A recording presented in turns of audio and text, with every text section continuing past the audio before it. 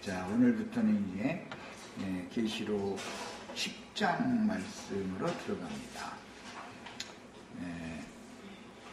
10장 말씀은 11절까지니까 같이 말씀 읽고 본문 말씀을 되도록이면 이제는 간략간략하게 하고 빨리빨리 해서 성경을 많이 찾는 방법으로 집회를 빨리빨리 끌어나가도록 하겠습니다. 자, 성경 읽습니다. 내가 또 보니 힘센 다른 천사가 구름을 입고 하늘에서 내려오는데 그 머리 위에 무지개가 있고 그 얼굴은 해 같고 그 발은 불기둥 같으며 그 손에는 펴놓인 작은 두루마리를 들고 그 오른발은 바다를 밟고 왼발은 땅을 밟고 사자가 부르짖는 것 같이 큰 소리로 외치니 그가 외칠 때에 일곱 우레가 그 소리를 내어 말하더라. 일곱 우레가 말을 할 때에 내가 기록하려고 하다가 곧 들으니 하늘에서 소리가 나서 말하기를 일곱 우레가 말한 것을 인봉하고 기록하지 말라 하더라. 내가 본 바 바다와 땅을 밟고 서 있던 천사가 하늘을 향하여 오른손을 들고 세세토록 사라지시니 곧 하늘과 그 가운데 있는 물건이며 땅과 그 가운데 있는 물건이며 바다와 그 가운데 있는 물건을 창조하신 이를 가리켜 맹세하여 이르되 지체하지 아니하리니 일곱째 천사가 소리내는 날 그의 나팔을 불려고 할 때 하나님이 그의 좋은 선지자들에게 전하신 복음과 같이 하나님의 그 비밀이 이루어지리라 하더라. 하늘에서 나서 내게 들리던 음성이 또 내게 말하여 이르되 네가 가서 바다와 땅을 밟고 서 있는 천사의 손에 겨누인 두루마리를 가지라 하기로 내가 천사에게 나아가 작은 두루마리를 달라 한즉 천사가 이르되 갖다 먹어버리라. 내 배에는 쓰나 내 입에는 꿀같이 달리라 하거늘 내가 천사의 손에서 작은 두루마리를 갖다 먹어버리니 내 입에는 꿀같이 다나 먹은 후에 내 배에서는 쓰게 되더라. 그가 내게 말하기를 네가 많은 백성과 나라와 방언과 임금에게 다시 예언하여야 하리라 하더라. 우선 11장 4절까지를 읽겠습니다. 더 읽어나갑니다. 연결을 위해서 그래요. 또 내게 지팡이 같은 갈대를 주며 말하기를 일어나서 하나님의 성전과 제단과 그 안에서 경배하는 자들을 측량하되 성전 바깥마당은 측량하지 말고 그냥 두라. 이것은 이방인에게 주었은즉 그들이 거룩한 성을 42달 동안 짓밟으리라. 내가 나의 두 증인에게 권세를 주리니 그들이 굵은 에봇을 입고 1260일을 예언하리라. 그들은 이 땅의 주 앞에 서 있는 두 감람나무와 두 촛대니 우선 거기까지 하겠습니다. 10장만 읽지 않고 11장 4절까지 읽은 건 연결성을 위해서 읽은 거였어요. 계시록 10장은 인류의 마지막 심판에 대한 경고를 포함해서 마지막 남은 자의 구원을 통해서 오는 세상의 그루터기로 남게 하려고 마지막 나팔 내용인 작은 책의 말씀을 증인들에게 먹이시고, 이 마지막 나팔이라면 7째 나팔을 말하는 거예요. 9장까지는 6째 나팔이 다 부러졌죠. 그러니까 이제 7째 나팔이 마지막 나팔인데, 이것은 뭐 마지막 나팔 얘기하면 아주 우리가 익숙하게 다 들어오던 그런 내용이죠.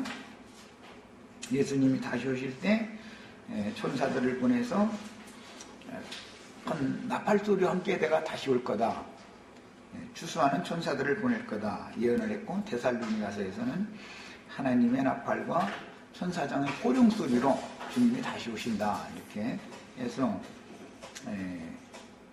힘센 천사가 큰 소리로 외치는 거, 이게 이제 마지막 나팔 소리다 그러는데, 천사장의 호령 소리다 그러는데, 익숙히 다 들어온 얘기예요.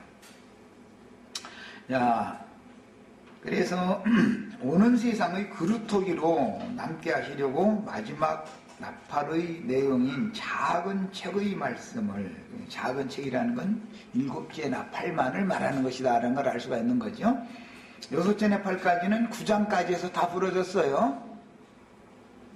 5째 나팔, 6째 나팔 9장에서 다 부러졌죠. 자, 이제 7째 나팔만 불면 주님의 모든 예언이 인류 역사상에 이제 이게 실현이 되는 거예요, 지금.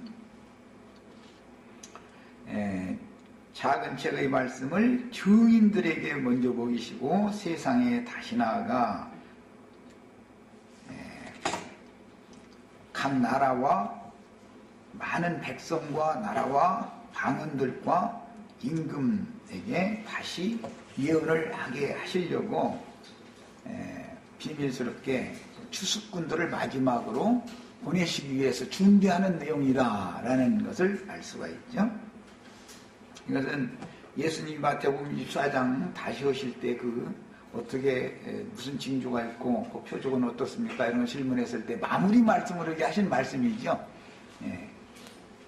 모든 민족에게 이 천국 복음이 증거되어지면 그리야 끝이 올 텐데, 모든 민족에게 천국 복음이 증거된 다음에 끝이 올 그때 내가 마지막으로 추수하는 천사들을 보낼 텐데, 그들이 증거하는 그 나팔 소리와 함께 인자가 다시 온다. 이게 이미 주님의 재림에 관한 예언 중에는 아주 제일 마지막 부분의 말씀을 예언하신 내용이었어요. 이제 벌써 이런 말씀만을 벌써 생각을 해봐도 기성교회가 지금 생각하는 것처럼 주님께서 인자 예수님 2000년 전에 오셨던 그 예수님이 흰두루방에 달려가면서 허공 구름에서 막 이렇게 오는 그런 것이 아니라는 걸 벌써 알 수 있는 것이죠. 주님이 다시 오신다는 것은 주의 성령의 보냄을 받은 추수꾼들을 통해서 그 말씀이 사람에게 오는 것이 인간 세상에 와서 말씀과 같이 이루어지는 것, 그 종선지자들에게 전하신 복음과 같이 이루리라, 이렇게 되는 것이 주님의 오심이다 라는 걸 이제 우리는 알 수가 있어요. 기성교계의 사람들이 정말 주님의 오심에 대해서 너무 무지하지요, 말하자면. 하나님은 말씀이신데 말씀이 세상에 임하는 것이고 말씀이 먼저 증거된 다음에 그 말씀과 같이 역사상에 이것을 실현하는 것이 주님의 오심인 건데, 이런 것이 너무 정리가 안 돼 있는 거예요, 말하자면. 그러다 보니까 천년왕국은 없느니, 심판은 없느니, 꼭 이 육신이 몸이 죽어야 하느냐, 이제 이런 얘기가, 작단 얘기가 왜 나오느냐 하면, 이 하나님의 말씀에 대한 정리가 속에서 정확하게 이 구속사가 속에서 잘 정리가 안 돼 있기 때문에 그런저런 말들이 다 나오는 거예요. 그런데도 그냥 미혹당하고 그러는 걸 보면 수십 년을 가르쳐도 이게 그만큼 어려운 얘기들이라는 것이죠. 이해가 어렵죠. 자, 여기서 계시록의 구조를 다시 한번 강조해 둘 것은 7인의 내용이 7 나팔로 구성이 되어 있고, 7째 나팔은 마지막 나팔이라고 해서 7 대접 심판 내용으로 구성이 되어 있어요. 다시 말씀드립니다. 계시록의 구조는 7인으로 인붕되어 있던 책에 인을 떼는 내용으로 되어 있죠. 인이 떼어지면 7 나팔이 부러지는 거예요. 인이 떼어지는 만큼씩 나팔을 부는 거예요. 그런데 계시록 10장 이후부터는 10장에서는 마지막 나팔을 불 사람들을 준비시키는 내용을 지금 말한 것이고, 11장부터는 마지막 나팔을 부는 것을 말하는 거니까 마지막 나팔이라는 건 1260일 동안 부는 거다라는 날짜까지도 오늘 우리가 그까지 그래 일부러 내가 읽은 거예요. 연결성을 위해서. 그것을 짐승 때다 그래요. 전에도 없고 후에도 없는 큰 환란의 때다. 마태복음 20장에서는 마지막 1시간 동안 주님의 종으로 포도원에 들어가라는 그 명령을 받고 포도원에 들어가서 1시간 동안 딱 일을 했는데 해가 저물어서 그 삭슬 주러 주인이 이제 오시는 거예요. 이렇게 돼 있어요. 자, 그러니까 이제 다시 강조하는데 계시록의 구조를 다시 한번 강조해야 될 것은 7인의 내용이 7나팔이며 계시록은 7인으로 되어 있죠. 7인이 첫 번째 인부터 쭉 인이 열리는 거예요. 그러다가 마지막 7째 인이 떼어지면 첫 번째 나팔부터 나팔이 부러지는 거예요. 그 나팔이 7나팔로 되어 있어서 7번째 나팔을 불기 시작하면 7대접의 심판이 불심판이 세상에 심판이 집행된다. 이제 중심 내용은 그런 거예요. 그러나 이제 우리는 더 많은 내용이 여기 포함이 되기 때문에 지금부터 이제 계시록 10장 이후에 나가는 말씀이라고 하는 것은 전체는 무슨 내용이다? 7째 나팔 내용이다. 계시록 10장 이후에 22장 끝절까지는 전체가 다 뭐라고 되어 있다고요? 7째 나팔로 되어 있는데 그 중심은 사실은 7대접이 중심이죠. 이렇게 구조가 되어 있어요. 여기에서 계시록의 구조를 이처럼 잘 마음속에 담아두셔야 돼요. 그래서 이제 7인이 떼어질 때 내용이 쭉 말씀이 나오다가 7나팔 부는 얘기로 또 넘어가면 소급되죠. 첫 번째 인이 떼어지면 첫 번째 나팔과 그게 적용이 당연히 되겠죠. 두 번째 인이 떼어지면 두 번째 나팔과 적용이 될 것이고 이렇게 짝을 자꾸 맞춘다. 인 떼는 얘기에서 나팔 부는 얘기로 쭉 갔다가 다시 또 인 떼는 얘기로 갔다가 또 나팔 부는 얘기로 갔다가 이렇게 계시록의 구조가 이렇게 왔다 갔다 이렇게 하니까 어떤 말을 하려면 사람이 뭔가 하나님의 경륜을 체계적으로 말을 해야 되니까 어디에서 어느 부분까지 일단 쭉 말을 해놨는데 그 내용을 점점 더 확대 해석하고 세밀하게 말씀을 또 설명을 해나가는 그런 구조 형식으로 계시록이 기록이 되어 있다. 이런 말이에요. 그러니까 우리는 이제 계시록을 읽을 때는 반드시 꼭 계시록이라는 것은 시간상의 순서로만 기록된 것이 아니고 어떤 말을 어디까지 했다가 다시 소급해서 더 소상하게 더 분명하게 다시 또 말씀하시는 방식으로 차근차근 경륜을 열어가시죠. 하나님의 성경의 구조는 다 이렇게 돼 있어요. 아브라함이라고 하는 한 사람과 언약을 맺으셔요. 그 다음에 이삭과 맺고 야곱과 맺고 12지파와 맺고 그 다음에는 이스라엘 수많은 백성들과 언약을 맺고 이렇게 점진적으로 이렇게 나가죠. 계시록의 구조 마무리도 늘 그렇게 돼 있다 이런 말이에요. 하나님의 그 언약사 구속사라고 하는 것은 처음에 부름받은 이제 그 시대의 머리가 되는 예를 들어서 노아의 때 같으면 노아 한 사람과 말씀하시는 것 같지만 사실은 노아의 아들들과 말씀하시고 그 다음에 세 족속에게 말씀하시다 보니까 막 이제 확대되는 것이죠. 그 중에서 한 사람 또 아브라함을 빼내가지고 아브라함에게 말씀하시고 이삭 야곱을 걸쳐 12지파에게 말씀하시고 난 12지파가 번성하니까 또 이스라엘 나라와 또 말씀하셔야 되는 것이고 이런 구조로 왔다리 이렇게 돼 있다 이런 말이에요. 그러니까 어떤 말씀을 읽을 때 예를 들어서 이제 11장 이후 부분에 가서는 이 부분은 어디에서 이미 앞에서 나왔던 말씀을 지금 다시 하는 것이다 라는 것을 어디에 가서 껴 맞춰야 되는지를 알아야 된다 이제 이런 말이에요. 자, 계시록의 구조는 이런 일관된 흐름이 있으므로 어떤 내용이 어디에 들어가는 내용인지를 확실하게 인식하면서 이미 증거되었다가 다시 소급해서 증거할 때는 점진적으로 확대되거나 세부적으로 설명되는 내용들을 정확하게 해석을 해야 되는 것이다. 그런 게 이미 앞에 나왔던 모든 계시록 내용들을 다 숙지한 사람이 아니면 11장 이후에 증인이 될 수가 없다. 이제 이 말이에요. 말하자면은. 계시록 말씀만을 무조건 증거를 하는 게 아니죠. 앞에 예수님이 오셔서부터 증거하시던 그 말씀 내용, 복음서 내용을 이미 알고 있어야 되고 복음서 내용을 성령께서 로마서에서부터 유다서까지 각 지역 교회들에게 증거하셨던 그 말씀 내용을 이미 알고 있어야 되는 것이고, 그 말씀 내용을 알고 있는 사람이나 계시록에 와서 7교회들에게 하시는 말씀을 알아야 되는 것이고, 7교회들에게 하신 말씀을 모르는 사람이 마지막 증인이 될 수는 없는 것이죠. 마지막 증인은 모든 것을 다 알아야 되는 것이죠. 처음부터 끝까지를. 왜? 마무리니까 지금. 이런 말이에요. 중간에 얻은 사람은 거기까지만 알고 있어도 되는 거예요. 뒤의 문제는 뒷사람에게 하나님이 맡길 거니까. 무슨 말인지 알아들으셨죠? 네. 그래서 하나님께서 때를 따라서 그 종들을 보내실 때도 반드시 앞에 보냄을 받은 증인들보다도 그 뒤에 온 증인이 더 분명하고 더 포괄적이고 더 깊은 것을 많이 깨닫게 돼 있어요.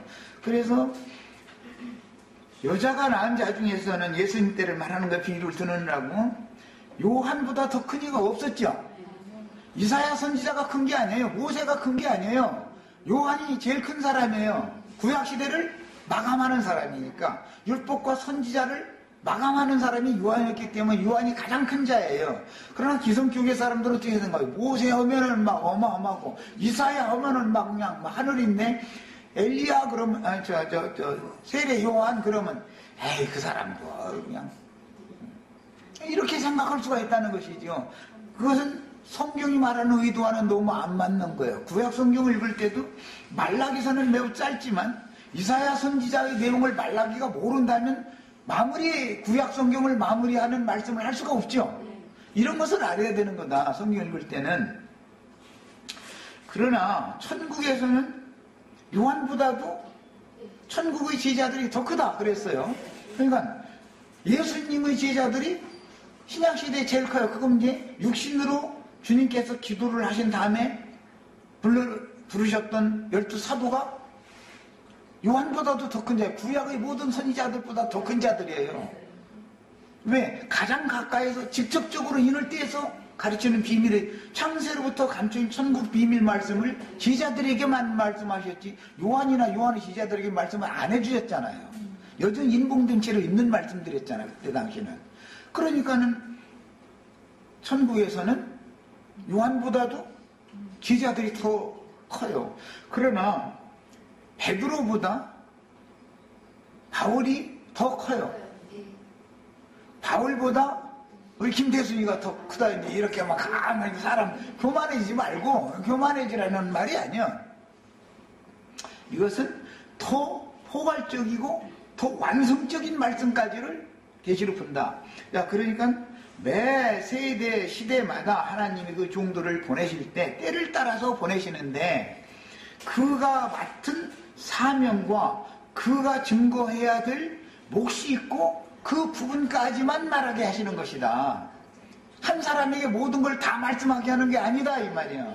그래서 하나님에게는 많은 종들이 필요하고 때를 따라서 양식을 나눠주게 하시는 거예요. 때를 따라서. 이게 하나님의 경륜이요. 이런 것을 모르고서는 계시록 이제 앞으로 나가는 11장 이후에 나가는 말씀들은 너무 복잡하고 어려운 말씀들이 수도 없이 많이 나오니까 이제 이것은 사실은 앞에 이미 부분적으로 간략하게 나왔던 것을 더 상세하게 확실하게 증거하고 마감 치는 말씀으로 구조가 돼 있다 이런 말이에요. 그러니까 시대를 종결하는 그 세대 중에서 이런 말씀을 듣는다 또는 이런 말씀을 증거한다는 사명이 얼마나 큰 사명인가를 우리가 알 수가 있는 것이죠. 자, 그 다음에 이제 본문 계시록 10장 1절에서 3절을 우선 읽겠습니다. 내가 또 보니 힘센 다른 천사가 구름을 입고 하늘에서 내려오는데 예수님께서 마지막 증거의 기회를 주셨을 때 유대교 지도자들이 네가 오리라 한 그냐라고 물어보니까 인자가 구름을 타고 오는 것을 너희가 보리라라고 그 얘기를 했기 때문에 대제사장이 옷을 쫙 찢어가면서 참남한 말을 하는 소리를 우리가 들었다. 더 이상 무슨 증인이 필요하냐. 저는 무조건 마땅히 사형에 처할 자다 해서 사형 판결을 내리게 된 원인이 지금 이 말씀 때문에 한 것이죠. 예수님은 마태복음 24장에 제자들에게 먼저 그 말씀하셨고 마태복음 26장에서 유대교의 지도자들에게 또 한 번 그 말씀을 하셨어요. 구름 타고 올 것이다. 네. 그러니까는 구름 타고 오는 것은 여호와 하나님, 구약 성경 그 사람들이 잘 아는 사람들이잖아요. 수많은 천사들과 함께 오신다고도 돼 있고 구름 수레를 타고 오신다고도 돼 있는데 여호와가 온다고 돼 있거든. 그 사람들은 구약 성경을 너무 잘 아는 사람들이잖아요. 그러니까 그럼 네가 여호와냐 이제 이 말이에요. 참남한 말을 했다라는 말은 그럼 네가 여호와냐 그 말을 한 거잖아요. 그러니까 넌 죽어야 된단 말이에요. 사람이 돼가지고 하나님의 아들이라 그런다 해서 죽이게 되는 거예요. 우리가 똑같은 입장에 지금 온 거예요. 우리가 똑같은 입장에 온 거예요. 우리를 통해서 주님이 오는 세상에 올 것을 우리가 증거하니까 이 말이 그렇게 어려운 거예요. 나는 계속해서 우리 형제 자매님들이 다 주님을 태우고 오는 세상에 오는 구름수레, 주님의 비밀스런 주님을 수종하는 온전케 된 영들이 다 되셔야 된다. 이런 얘기를 하면은 처음 듣는 사람은 너무너무 이상한 말이죠. 허공에 구름 타고 막 몇 년도 몇 월 며칠 날 막 주님이 막 힘두루마기 막 이렇게 날려가면서 막 살통통하겠지 그 아기 천사한테 트럼펫 하나 줘가지고 막 불고 이러가면서 막 이렇게 와야 되는데 지금 나처럼 이렇게 증거를 하면은 완전히 이건 기독교 교회의 모든 조직 신학 자체를 무너뜨려버리는 얘기잖아요. 이걸 부정하는 얘기잖아요. 당신들이 주님의 오심에 대해서 신앙의 결말에 대해서 지금 너무너무 크게 오해하고 있다. 난 지금 이 말을 하는 중이니까 하면서 이제 심지어는 혹시 나는 입만 빌려드렸고 내 입을 통해서 주의 성령이 지금 세상에 임하고 있는 사실을 여러분 말이요. 혹시 알 수 있냐? 그럴 수도 있다. 이제 이렇게까지 나가면 저 완전히 이단도 아니 흉악한 이단놈 나왔고 이제 이건 너무 당연한 거예요. 그건 난 이해를 해요. 하지만 하나님은 말씀이시기 때문에 말씀이 세상에 오는 것이 하나님의 오심이에요. 주님의 재림이에요. 그런데 주님의 말씀은 오늘 힘센 천사가 구름을 입고 온다 이렇게 했어요. 주님이 오시려면 추수하는 나팔을 부는 천사들을 통해서 오셔야 되는데 천사들이 허공에다가고 나팔을 부를 수는 없는 거 아니야. 사람들이 귀에 나팔을 부려야 되는 것이지. 그런데 사람들이 귀와 마음에 할례를 받지 않은 마음으로 백날 들어도 하늘이 닫혀있는 중이기 때문에 하늘의 소리를 못 듣는다 이거예요. 이게 뭐 허공 하늘에서 무슨 천둥병력 치고 뭐 하는 소리가 들리는 것은 전사장의 호령소리, 하나님의 나팔소리 이런 것은 다 상징적인 표현이지. 허공 하늘에서 무슨 하나님이 나팔소리가 들리고 천사장의 허공 하늘에서 사자가 막 부르짖는 것 같이 소리를 지른다고 그러는데 허공하는데 무슨 놈의 숫사자가 있어가지고 거기서 소리를 질러서 엉 한단 말이야. 으르렁 한단 말이야. 이거는 다 상징적인 표현들이지요. 유대지파의 사자이신 주님께서 천사장의 모습으로 오실 때 세상 사람들에게 마지막으로 와서 다 깊은 잠에 들어있는 열 처녀들을 깨우는 신랑이 지금 오고 있단 말이요. 신랑 가지러 나와라! 하고 할 때는 천사장의 호령 소리를 들려줘야, 큰 소리를 들려줘야 사람이 정신 바짝 차고 깨어날 거 아니야. 이런 그 말씀의 흐름을 이해를 먼저 하셔야 되겠어요. 연이어 읽을 말씀이 있는데 계시록 5장 1절로 5절을 읽겠습니다. 아까 내가 앞에 이미 인을 뗄 때 하신 말씀이 나팔소리가 되고 나팔 내용이 대접이 되는 것이다 라는 거 이미 말씀드렸어요. 그러니까 계시록 10장에 나오는 이 말씀도 앞에 이미 나왔겠지요. 당연히. 자, 5장 1절부터 5절까지 무슨 읽습니다. 내가 봄에 보좌에 앉으신 이의 오른손에 두루마리가 있으니, 거기에서는 보좌에 앉아 계신 이의 오른손에 두루마리가 있었죠. 그런데 10장에서는 힘센 천사가 사자같이 부르짖는 그 힘센 천사의 손에 두루마리가 있죠. 작은 책이. 안팎으로 썼고 7인으로 봉하였더라. 5장에서는 7인으로 봉인된 상태가 있었죠. 보좌에 앉으신 이가 갖고 계신 것은 봉인된 상태의 말씀을 갖고 계신 거예요. 자, 또 봄에 힘있는 천사가 계시록 오늘 우리가 지금 10장 들어가면서 5장을 소급해서 읽는 거예요. 왔다리 갔다리 한다라는 이 말씀드렸고 10장 1절에 힘센 천사가 구름 입고 오는 얘기죠.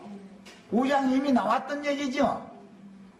5장에도 힘센 천사가 나왔잖아요. 이미 힘센 천사가 큰 음성으로 외치기를 누가 그 두루마리를 펴며 7인으로 인봉된 그 책을 누가 열며 그 말이에요. 계시록을 누가 열며 이 말이에요. 말하자면 그 인을 떼기에 합당하냐 하니 하늘 위에나 땅 위에나 땅 아래에 능히 그 두루마리를 펴거나 보거나 할 자가 없더라.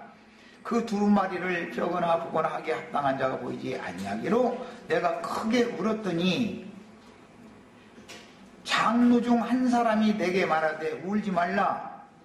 유대 지파의 사자 다윗의 뿌리가 이겼으니 그 두루마리와 그 7인을 떼시리라 하더라 그랬어요. 야, 7인을 지금까지 떼오셨는데 7인의 내용이 7나팔로 되어 있는데 6째 나팔까지는 이미 다 우리가 이제 나팔 어떻게 부려야 되고 누구에게 부려야 되고까지 다 했어요. 했는데 마지막 나팔만 지금 남은 거예요. 10장에서는.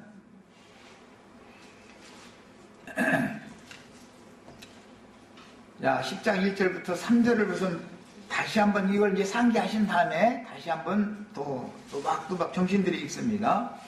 내가 또 보니 힘센 다른 천사가 구름을 입고 하늘에서 내려오는데 그 머리 위에 무지개가 있고 그 얼굴은 해 같고 그 발은 불기둥 같으며 그 손에는 펴놓인, 여기서는 인봉된 책이 아니라 펴놓인 책이죠.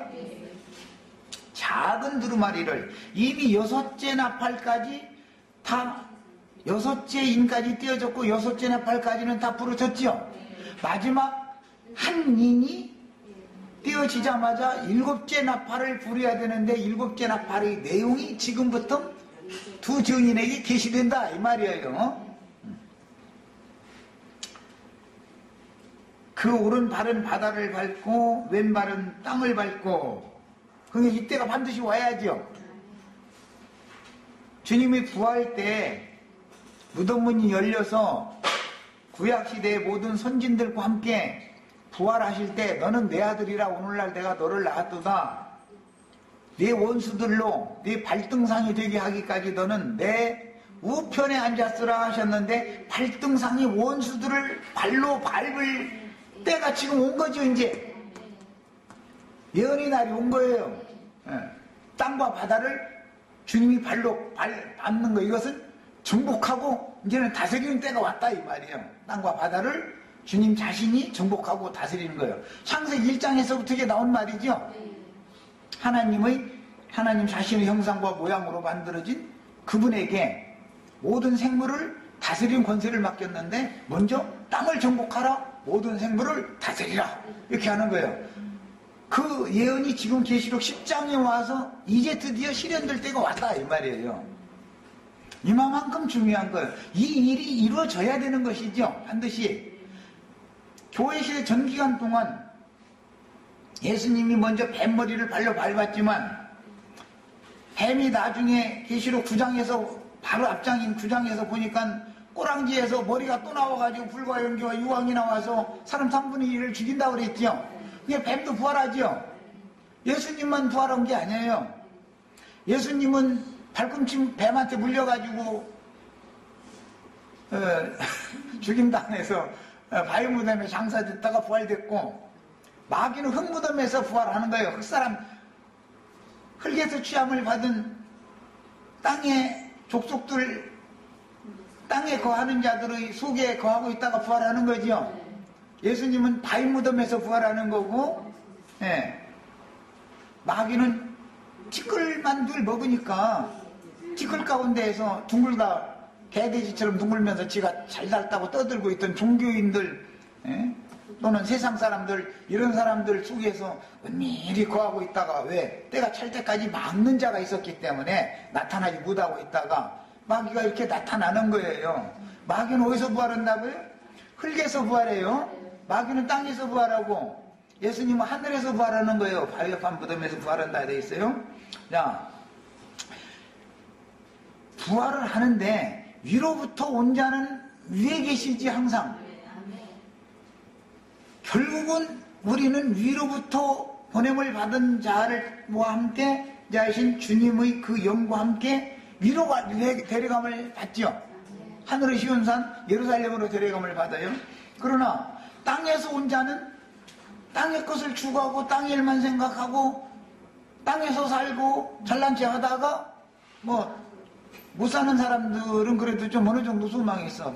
그래도 이 땅에서 뭔가 기득권을 가진 사람들은 사실은 그게 소망이 없는 사람들이에요, 그게. 그러다가 다시 죽어서 흙으로 돌아간다 이거예요. 아래에서 온 자들은 아래로 돌아가고 위에서 온 자는 위로 돌아가는, 이제는 딱 갈라질 때가 왔다 이 말이에요. 그 종 선지자들에게 전하신 복음과 같이 이제는 완전히 모든 게 딱딱 이루어지는 거예요.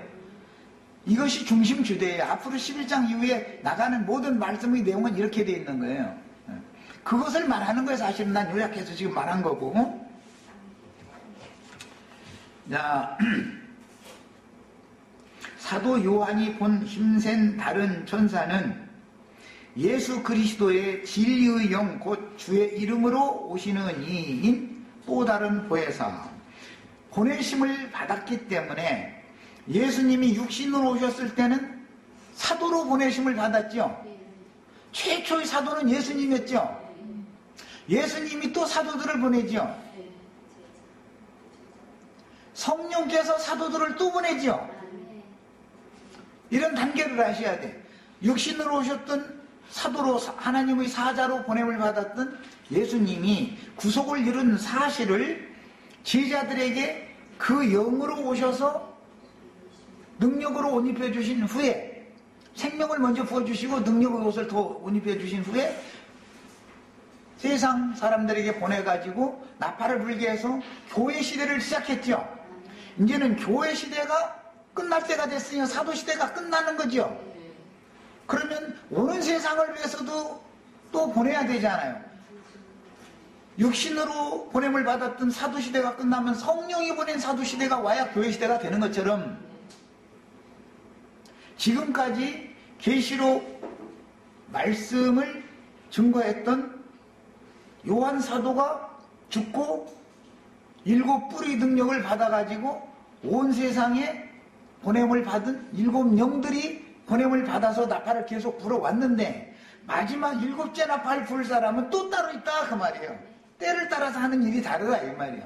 근데 이 마지막 나팔을 부는 나팔 소리가 교회 시대를 마감하는 것이죠. 뿐만 아니라 오는 천년이라고 하는 천년 기간으로 정해진 왕국을 시작한다 이거예요. 이 의미를 아셨죠? 그러니까 경륜이 구약시대에서 신약의 교회시대로, 교회시대에서 천년 왕국 시대로 전환되는 것이다 그 말이에요. 예. 이런 기본 진리를 부인을 한다라는 말은 하나님의 이 구속사, 언약사를 너무 무지하기 때문에 그런 거예요. 사실은 사람들을 통해서 일을 하시지만, 때를 따라서 그분의 일을 하시지만 사람이 그걸 하는 게 아니고, 알고 보면 하나님께서 그 종 선지자들과 맺은 언약을 그분이 사람에게 약속하셨기 때문에, 한번 말씀하신 하나님은 거짓말하는 분이 아니죠. 약속을 사람들과, 그 종들을 통해서 사람들과 약속을 맺었기 때문에 하나님의 약속이 이와 같이 이루어지는 거예요. 이런 것이지 뭐 사람 힘으로 어떻게 하는 것 같지만 사람이 하는 게 아니죠. 사람은 하나님의 언약을 이루기 위하여 쓰임받는 도구들이지. 그런데 그 시대에는 그런 사람을 사용해서 그 일을 하시고, 그 시대에는 그 사람을 사용해서 그 일을 하신다. 그런데 지금 이 때에 와서는 이 두 증인들이라고 하는 이 마지막 나팔을 불 사람들을 예비해놓고 이 사람들을 준비시켜가지고 내보내서 마무리, 그분의 경륜을 마무리한다. 지금 그 말이에요.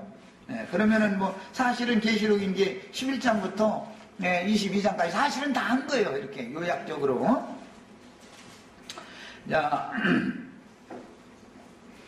사도 요한이 본 힘센 다른 천사는 예수 그리스도의 진리의 영 곧 주의 이름으로 오시는 이인 또 다른 보혜사가 되신 그리스도인데, 아버지께서 아들을 보내셨고 아들의 이름으로 또 다른 보혜사 진리의 성령을 내가 보낸다 그랬죠.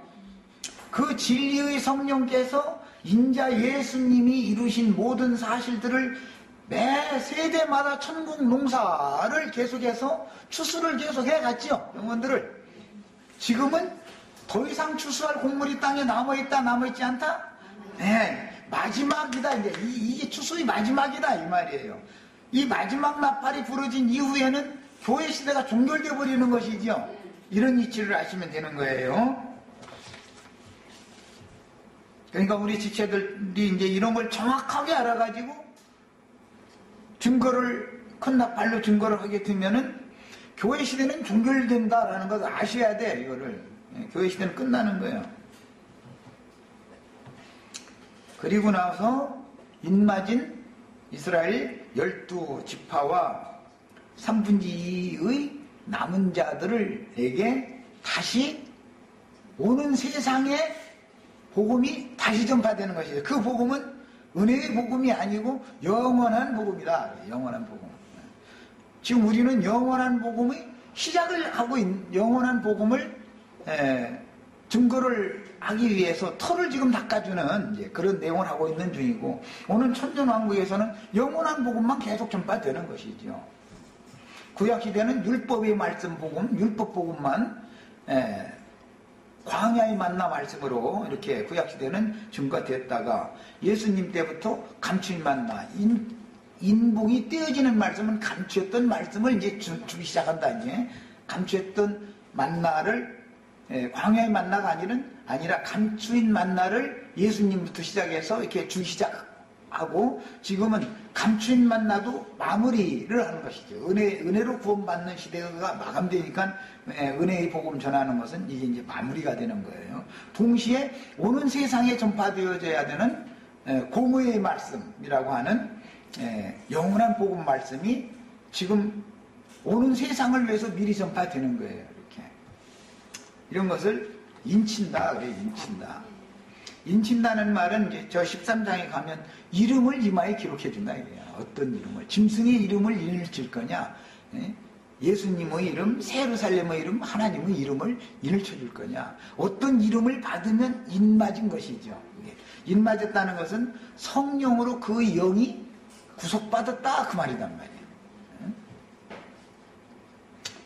자, 그래서 그분은 마지막 나팔을 불어야 할 사명자들로 예정을 입고 택하심을 받은 주의 사랑하시는 자들에게 진리의 영을 부어주시고 세상에 나가 마지막 나팔을 불게 하려고 마지막 나팔 내용을 소지하고 증인들에게 지금 임하시는 중이에요. 당장 모든 많은 백성과 나라와 백성과 임금에게 하나님이 친히 말씀하는 게 아니라 매 세대마다 옛적에는 그 종 선지자들로 여러 고향과 여러 부분으로 말씀하셨고, 옛적 선지자들을 통해서 옛적 선지자들이 예언한 이 모든 날의 마지막에는 예언의 때가 찼기 때문에 아들이 오셔서 아들로 말씀하시기 시작하셔서 아들로 말씀하시는 때부터는 감추인 만나를 주는 거다. 인봉을 열어서 주는 거다. 첫 번째 인글에 반드시 예수님이 뛰는 거다. 이민혜가 강조해서 말씀을 드렸었어요. 매 세대마다 자꾸 인을 열어서 점점 더 분명하고 밝은 말씀을, 반복되는 말씀 같지만 더 세밀하고 확실한 말씀을 자꾸 주기 시작하는 거예요. 그러다가 지금 드디어 이제 7째 나팔을 부는 이 지점까지 지금 온 거예요. 이제 마지막 나팔을 부는 지점까지. 그러니까 반드시 주님은 세상에게 임하셔서 그분의 말씀으로 이미 선포된 내용들을 역사상에 실현하시기 위해서는 반드시 태어나는 대언자들, 증인들을 그 때를 따라서 증인들을 보내셔야 되는 것이죠. 증인들을 보내시려면은 증인들을 불러가지고 충분히 말씀을 주시고 소화시키게 하는 기간을 필요로 하겠죠. 제자들을 불러서 택했다 해가지고 바로 나가서 전도하는 건 아니잖아요. 3년 반 가르침 받았는데도 그래도 뭔 말씀을 했는지에 대한 이해가 잘 안 되니까 성령이 오셔서 모든 진리 가운데로 인도를 해서 더 분명 확실하게 확증을 딱 가진 다음에 능력의 영이 임하면 그때 이제 나가서 막 전하는 거예요. 특징이 뭐냐? 박해를 받고 육신이 몸이 죽임당하는 것을 더 감사함으로 기쁨으로 이제 하는 거예요. 그 전에는 막 육신이 죽는 것이 두려운 거예요. 이게 특징이에요. 자, 그러면 누가 주의시자로 예정되고 택하심을 받아 아버지의 영원하신 계획과 그분께서 행하시려는 뜻을 계시받을 수 있는 자인가? 자칭 지혜롭고 슬깃다고 자부하는 유명한 자들이 아니다라는 거, 기본적으로. 그러니까 예수님 때에는 저명한 유대교의 랍비들이 아니었다라는 거. 갈릴리 바다에서 생선 잡아서 먹고 살던 정말 참 무식한 사람들이죠. 본래 학문 없는 무식한 사람들 불러가지고 지혜롭게 총명의 신, 지혜의 신을 부어가지고 말씀을 그들에게 줬다. 왜? 그들이 너무 순수했다. 그들이 차라리. 많이 아는 것이 들어있는 사람들이 오히려 더 어렵다라는 걸 기본적으로 이걸 아셔야 돼요. 그래서 신학 뭐 했다고 어쩌고 따지고 뭐 신학 얘기 딱 나오면 이 사람 무조건 아닌 거예요. 이 사람은 뭐 말할 것도 없이 아닌 거예요. 그 다음에 어린아이와 같이 그 심령이 애통하는 심령, 무엇 때문에? 자기의 지난 죄과뿐 아니라 이것을 처리할 방법이 없다는 거. 내 스스로는 구원할 방법이 없다는 거. 이것 때문에 그냥 심령이 가난하고 그 마음에 늘 애통하는 사람. 그런 사람들 간절히 찾는 사람, 이런 진실한 마음으로 이런 사람들을 얻어야만 하나님이 그들을 쓰실 수 있다. 지금 그 말이에요. 그리고 이처럼 어린아이와 같이 작은 소자들에게 아버지와 아들의 소원대로 계시를 해주셔서 계시를 받는 자들에게만 금기름을, 이건 스가랴서에 나온 말인데, 그냥 구약시대에는 관유라고 하는 기름을 부었죠. 그런데 마지막 때에는 금기름을 갖다 부어가지고 보낸다 이렇게 돼 있어요. 온 땅에 주 앞에 모셨던 자들은 그게 금기름을 흘러내보내는 자들이다. 금기름을 흘러내보내는 그들을 만나야 기름 준비가 되어 있지 않은 사람들, 마지막 때 신랑이 온다라고 신랑이로다 다 맞으러 나오라 외치는 소리를 들어도 자기 등에 기름이 떨어졌으면 금기름을 부어주는 사람을 찾아가야 되죠. 그럼 세상에는 금기름이 없는데요 말이요. 방앗간 가가지고 참기름 사가지고 와서는 안 되는 거잖아요. 이거는. 자, 우선 시간이 됐으면 여기까지 하겠습니다. 일단